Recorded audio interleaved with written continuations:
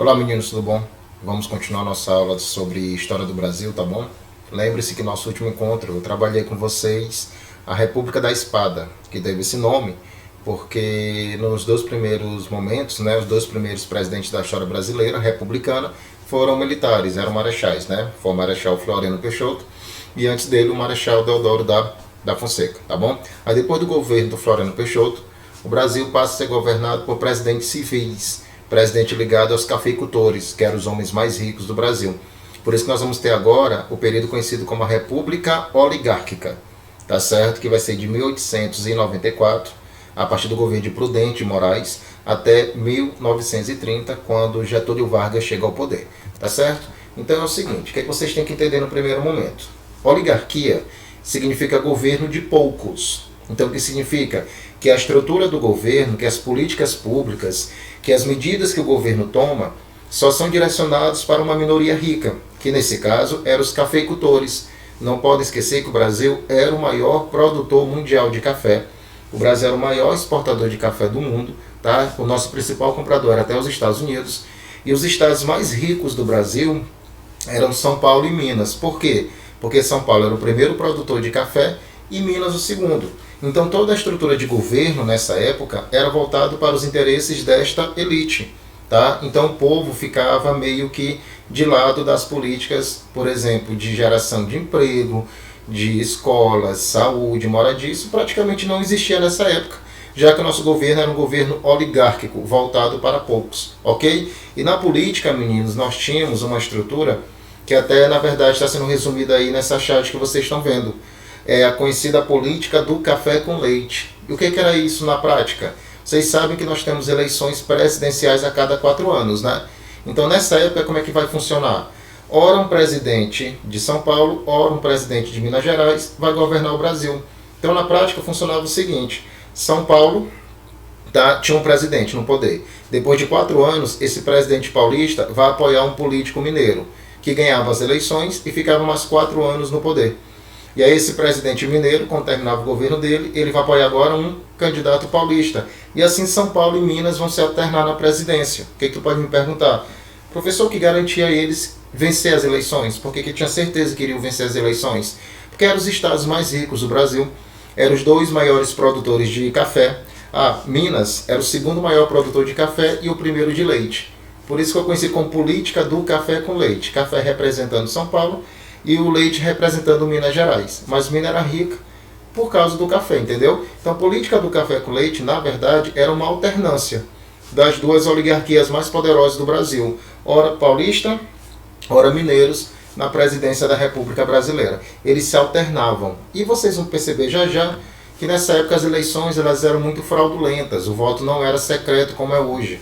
O voto era aberto. E aí São Paulo e Minas acabavam se aproveitando desse poderio econômico para fraudar e controlar as eleições. Então já sabe, meninos, falar política do café com leite vai ser uma alternância na presidência entre políticos paulistas e mineiros na presidência. E por que São Paulo e Minas mandavam na política nacional? Porque eram os 2 maiores produtores e exportadores de café do Brasil e do mundo, tá bom? Então isso aí, na verdade, representa o quanto era comum nessa época a chamada compra do voto. Até porque o voto, meninos, o voto era aberto. Então o voto não era secreto, não tinha justiça eleitoral. Então esses homens ricos, esses cafeicultores, que eram até conhecidos também como coronéis, tá? Eles vão controlar os eleitores, às vezes até dando presentinhos para eles. A compra de voto que tem até hoje, vocês sabem disso, Agora preste atenção. Teve um presidente chamado Campos Salles, que já vamos falar dele de novo. O Campos Salles, ele criou uma coisa chamada política dos governadores. E o que era isso na prática? Vocês já perceberam comigo que São Paulo e Minas se alternavam no poder.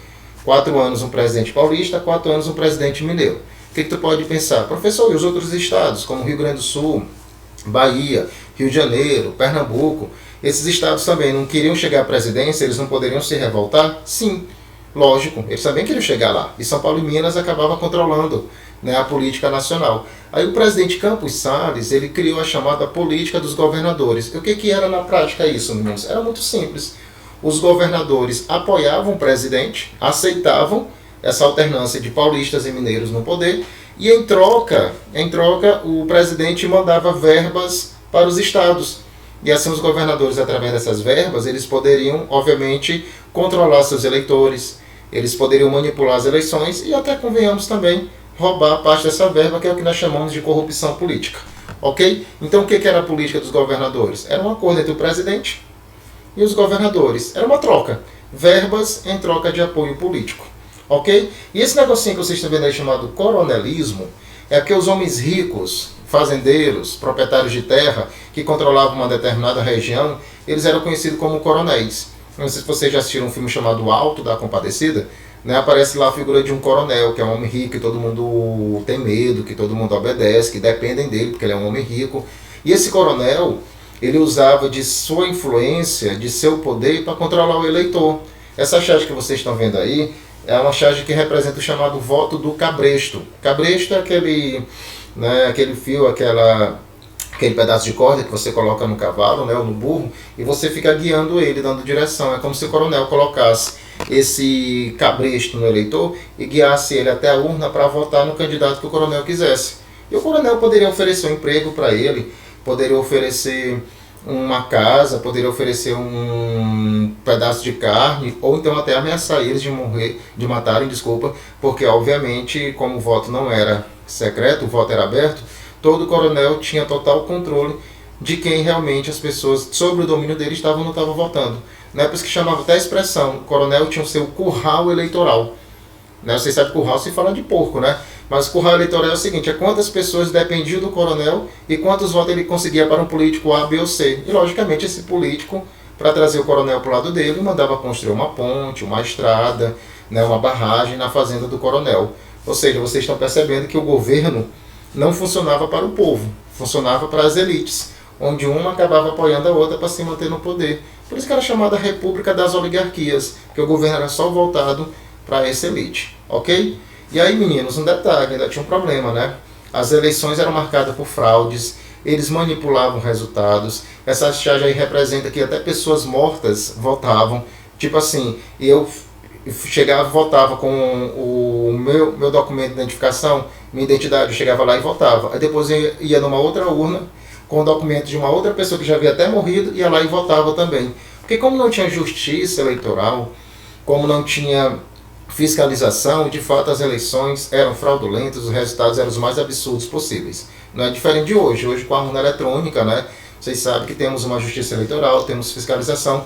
As eleições hoje são muito mais seguras, fora que hoje o voto é secreto, enquanto na época o voto era aberto. Por isso que vocês perceberam que São Paulo e Minas comandavam a política nacional. Porque como eles eram os estados mais ricos do Brasil, eles compravam coronéis, eles compravam governadores para apoiarem todo o esquema deles, ok? Obviamente quem sofria era só o povo que não tinha políticas públicas, não tinha assistência do governo, tá bom?